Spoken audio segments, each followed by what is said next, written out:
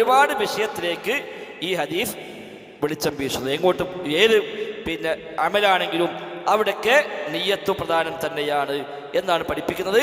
ഈ ഹദീസ് മുത്തഫഖുൻ അലൈഹിയാണ്, ബുഖാരി മുസ്ലിം ഉദ്ധരിച്ച ഹദീസാണ്. ഇനി ഈ ഹദീസിൽ നിന്നുള്ള ഗ്രഹിക്കാവുന്ന കാര്യങ്ങൾ, ഫവായിദ്, നമ്മൾ ടെക്സ്റ്റിൽ 3 കാര്യം കൊടുത്തിട്ടുണ്ടാവും.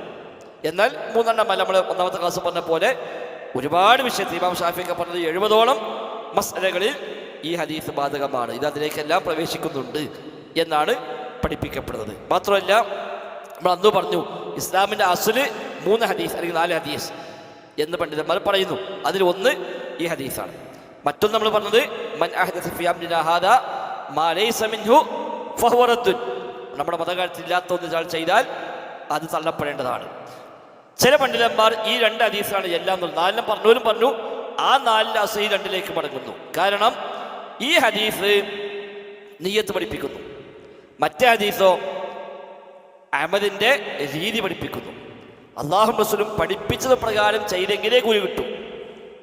2 അള്ളാഹ്ക്ക് വേണ്ടി ചെയ്തെങ്കിലേ കൂലി കിട്ടും.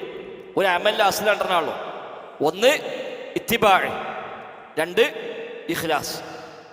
അല്ലാഹും റസൂലും പഠിപ്പിച്ച പോലെ ചെയ്യാം, അതാണ് ഇത്തിബാഅ്. അള്ളാഹ്ക്ക് വേണ്ടി ചെയ്യാം, അതാണ് ഇഖ്ലാസ്. ആ രണ്ടും ഈ 2 ഹദീസിൽ വന്നു.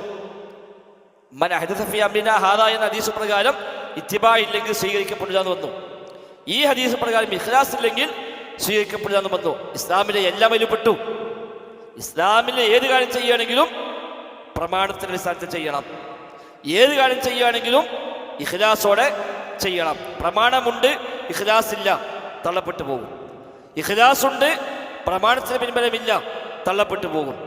ഇഖ്ലാസും ഇത്തിബാഉം കൂടി വേണം, അപ്പോഴൊരു അമൽ സ്വീകരിക്കപ്പെടുകയുള്ളൂ. അതാണ് ലിയബ്ലുവക്കും അയ്യുക്കും അഹ്സനു അമല. ഖൽഖുൽ മൗത്ത് വൽ ഹയാത്ത്, ജീവിതം മരണം വന്ന് സൃഷ്ടിച്ചത് ലിയബ്ലുവക്കും, നിങ്ങളെ പരീക്ഷിക്കുവാൻ, അയ്യുക്കും അഹ്സനു അമല. ആരാണ് അഹ്സനു അമൽ? അവിടെ പണ്ഡിതന്മാർ പറയുന്നു അക്സറു അമൽ എന്ന് അല്ലാഹ് പറഞ്ഞില്ല.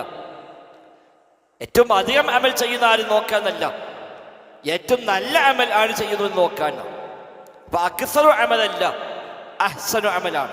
ഏതാ അഹ്സനു അമല്? ഈ 2 ഹദീസ് ഉൾക്കൊള്ളുന്ന അമല്. ഇത്തിബാഅ് വേണം, ഇഖ്ലാസ് വേണം, ശരീഅത്ത് പ്രകാരം ചെയ്യണം, അള്ളാഹ്ക്ക് വേണ്ടി ചെയ്യണം. അതാണ് ഏത് അമലിൻ്റെയും അടിസ്ഥാനം. അങ്ങനെ വരുമ്പോൾ ദീന് മൊത്തം ഈ 2 ഹദീസിൽ ഉൾക്കൊള്ളുന്നു എന്നാണ്.